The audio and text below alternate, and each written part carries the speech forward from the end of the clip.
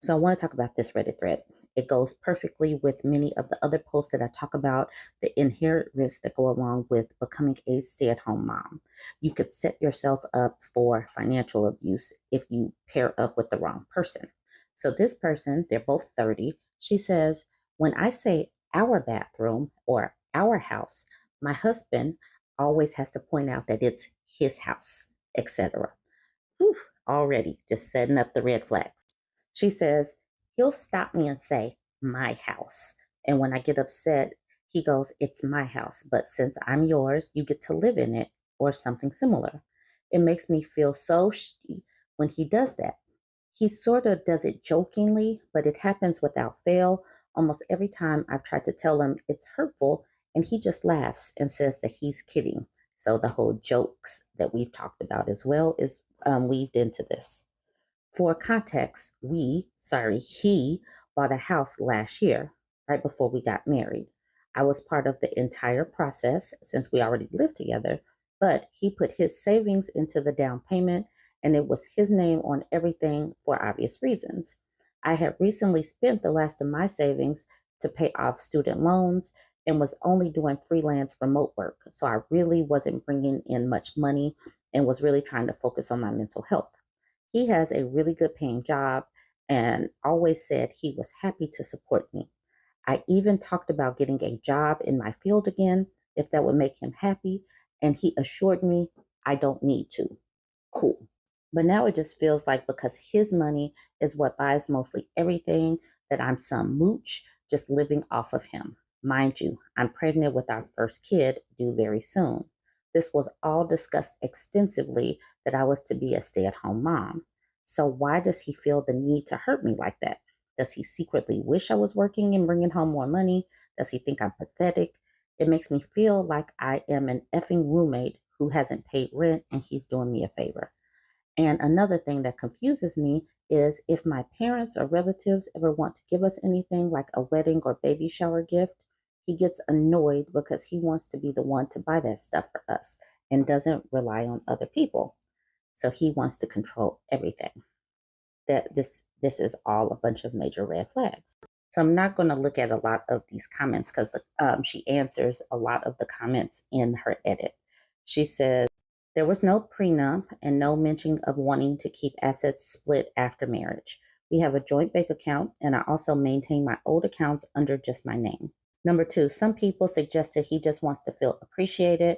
I know that's not the case because one, he explicitly hates being thanked. He says it makes him feel like he's doing it just for the praise, and that makes him feel shitty. I find ways of showing my appreciation by cooking, cleaning, managing everything in the home, and taking care of him. Number three, I don't want to portray him as some controlling a-hole who doesn't let me do things. It's tough to paint an accurate picture since I don't want to give out my entire relationship story on Reddit. I have freedom to do whatever I want, and he is supportive. It's just the little things like this that make me question his deeper feelings, even though anytime it comes up, he reassures me that he is happy to support me and doesn't think I'm any less than he is. That's because the baby hasn't gotten here. It's going to get even more controlling after the baby's here, probably. She says, number four, I want to be a stay at home mom. I don't want to put my child in daycare. He and I both feel that way. The possibility of remote work is still there if I feel I can balance both, but I think the deeper issue lies in our communication, and that's on me too. Remote work is going to get challenging with a new baby. It's hard to even send out a text message. Sleep deprivation is a real thing. Please understand that. And trying to email, be on the phone, do things that require that a job requires is challenging when you have a new baby. I can say that with confidence. Number five, after taking into consideration the comments and different perspectives here, I'm going to address him tomorrow. Today was bad because he worked late and was exhausted, and try to be as open about how I feel as I can. I'll update here when I do. Thanks to everyone who felt the need to help. I do feel very validated in my concern at the very least. I will do some of the comments because they do speak to the whole control issue. This person says, to be honest, your husband's behavior would make me pause. In your shoes, I'd not consider it safe to be a stay-at-home mom at this point. I start looking into finding jobs ASAP, share parenting responsibilities, or find a daycare or nanny to take over. I'd not continue to be dependent on this man with this attitude.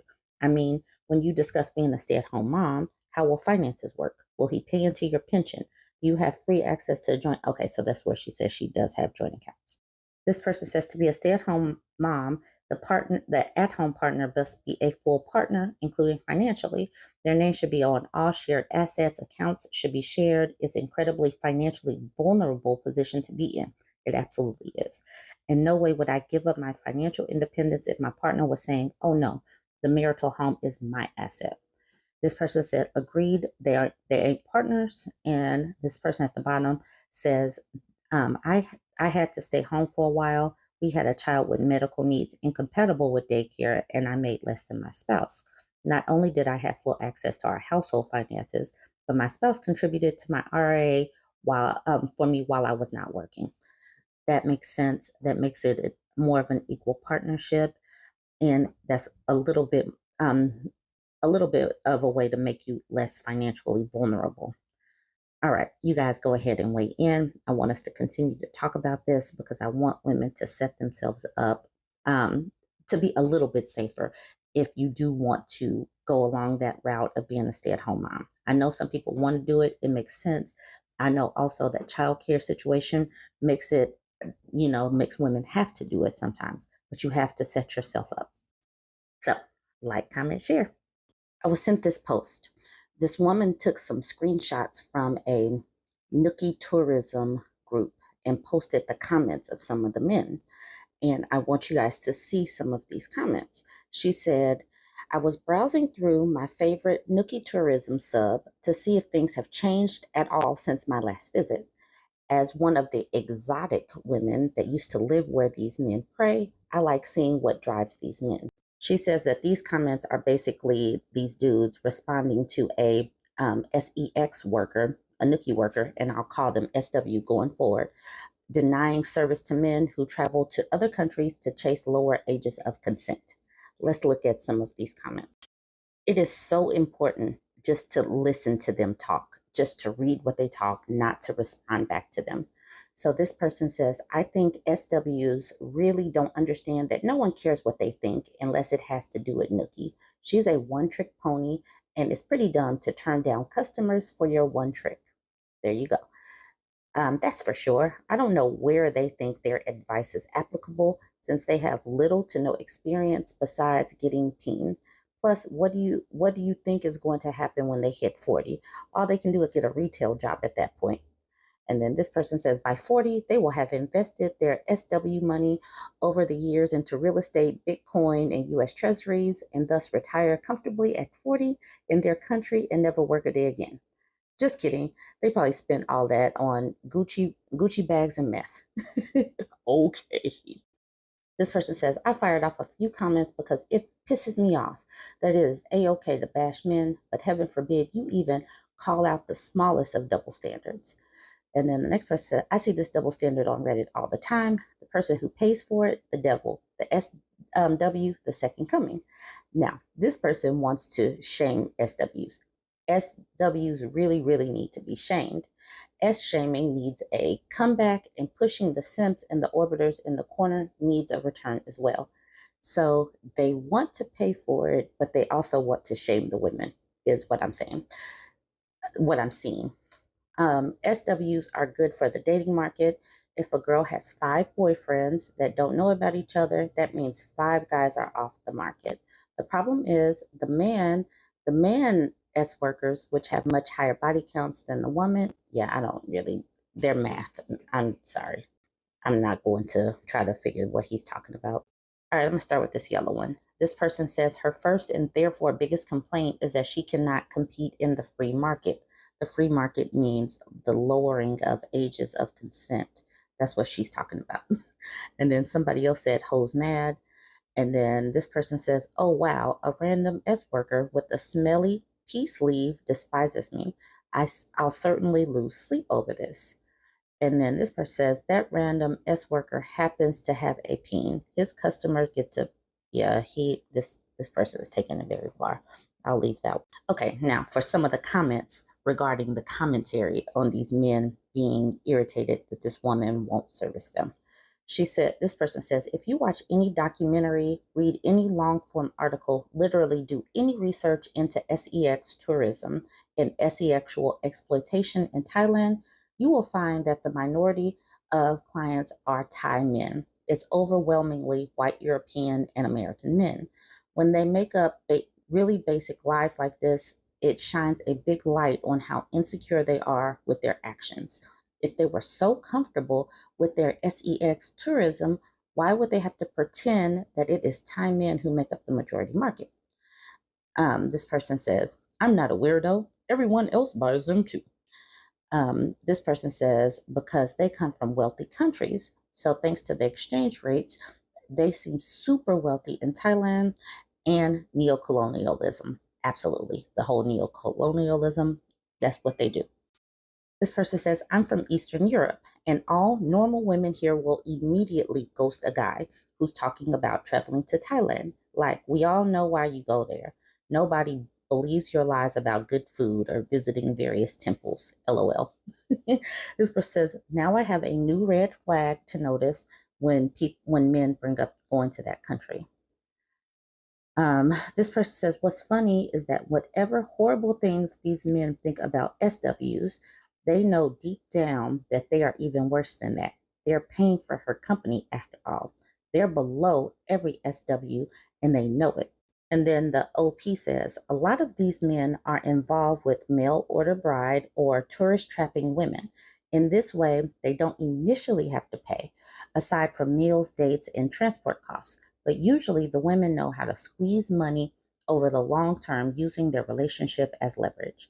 This makes them think they aren't just paying SWs, when in reality they are paying the in real life equivalent of a SEX hotline worker. Gives the men the superiority complex while the women get the money in a much safer manner. Others just pay a random SEX worker and then brags about bagging this young Asian cutie to their online friends, often pretending that they never paid. This person says, wow, that is such a great point. I think it's subconscious for them, and instead of acknowledging it, they turn it into a form of hatred for the SW. This is the last screenshot I wanted to pull out at this point. Women, even ex SWs, who dare to speak about the harm, exploitation, and risk of SW is connected to are absolutely bashed by men. Meanwhile, no one hates SWs and any women in general more than men who have to pay for SWs. Absolutely. They are mad that they have to pay for it. They know how they should feel. Yeah, they feel really grimy about it, and it needs to be pulled out. This person says they're ashamed they have to pay for something they feel entitled to. They're also ashamed that no woman will give them actual intimacy for free. Of course, the problem lies with women and not themselves. So that's where I'll end it. The problem is not themselves, it's everybody else. They have to pay for intimacy, they have to pay for affection, but they don't like to acknowledge that they have to pay for affection. So it just becomes this cycle, this weird cluster F of major proportions. You guys, let me know what you think. So we have another story of a man destroying something that a woman loves simply because he is having a temper tantrum. And another Am I the A-hole, where a woman is simply looking for validation for feeling normal human emotions. Okay, here's the story. Am I the a-hole for canceling our anniversary trip because my husband drowned my terrarium? She says, I traveled across the country to visit a company regarding an incredible job offer. I spent 2 days touring the company to decide if it would be the right fit for me after years of self-employment. After meeting with the company, I visited my sister and her family a few towns over. We barely get to see each other because of work and distance, so it was wonderful to spend a few days with her, the family, and her new baby. I was gone for a total of 8 days. When I returned, I was excited to spend time with my husband and tell him about the trip, my visit with my sister, my impression of the city, etc. We were meant to be celebrating our anniversary and decided to put off the discussion about whether or not I should accept the job offer until after our anniversary getaway. I'd arranged for us to go on a luxury train ride because he's a big train enthusiast, and we were meant to leave for the trip 3 days after I got home. This is when the problem started.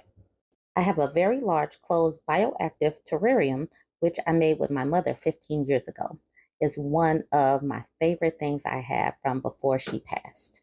This terrarium is my pride and joy and has come with me everywhere since we planted it.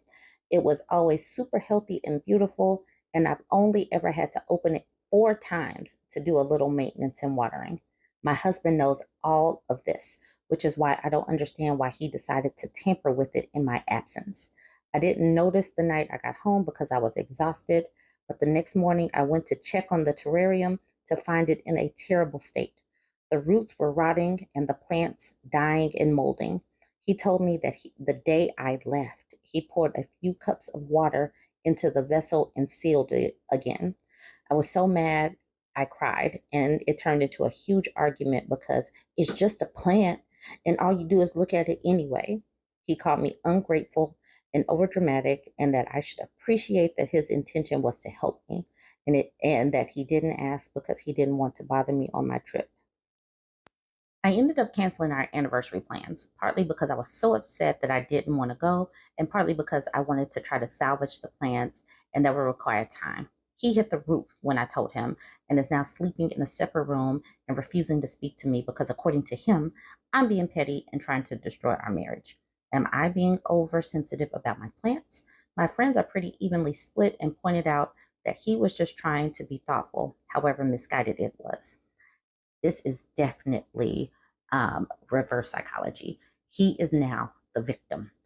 He did this awful thing, and instead of taking accountability, he is blaming her, and she is internalizing it. And this is absolutely a manipulation tactic. And she is what, 29, and he's early 30s. They just got married, I guess. This is not going to last. He destroyed something of hers, and obviously, she is the breadwinner. In some of the comments, she says that this is not going to last because she's already upset and he is already sitting up here trying to sabotage her. He's sabotaging her. She left to get a better job, and now he's sabotaging her. This is jealousy. This is foreshadowing terrible things to come. But let's look at some of the comments because she is in the comments answering questions. Okay, so someone says, info, did you give him instructions before you left? She says, no, I didn't. I've never given him any instructions. It's self-sustaining for the most part. And even I barely have to do anything. The most I do is move it a little bit to make sure it's not getting too much or too little sun. And I wipe the vessel down to keep it dust free. Haven't even had to water it the years that we've been together, which he knows. And then someone says, did he ever complain in any way about your terrarium? Because the comments he made that you mentioned here are really suspicious. Given your other response, he knew that the terrarium didn't need a lot of maintenance. It really sounds like he sabotaged it on purpose, especially given the amount of damage. So the OP is just really trying to make everybody understand that she doesn't open this. She says, I've literally never had to open it or water it in the time that we've been together. And even when I did water it in the past, it has never required more than a tablespoon of water. I'm sorry, more than a few tablespoons of water. I've talked about it before, but he clearly forgot. He didn't forget. He did that on purpose. He sabotaged her terrarium on purpose because she loves it. This person says, is your job going to necessitate a move that he is unhappy about or change the balance of who's the primary breadwinner? This seems like a tantrum followed by gaslighting. And then he says he is feeling jealous and emasculated, though he will never admit that. He sees you as advancing further out of his league and is scared. Or worse, you will start questioning why you are with him. He's also feeding his ego by gaslighting you into believing you need to grovel to be with him. And then the OP says, I'm already the primary breadwinner, so I don't think that's it. It would mean a lot more income for the family, though, which is a good thing for both of us. Yes, it would mean moving, but I wouldn't take the job if he's not comfortable with it. So she's still thinking rationally. She's like, I don't understand, but he's not being rational. And yes, this man is jealous. She's getting a bigger opportunity. She has love. She has her family. She has the ability to see her family with the money. You know, time is an issue, but she has the money, and he is feeling some kind of way about it. And she has a hobby that she loves. She has memories of her mom, and now he's destroyed it. You guys can go ahead and weigh in. What do you think about this? I think that this is doomed, but you guys can let me know. Don't forget to like, comment, and share.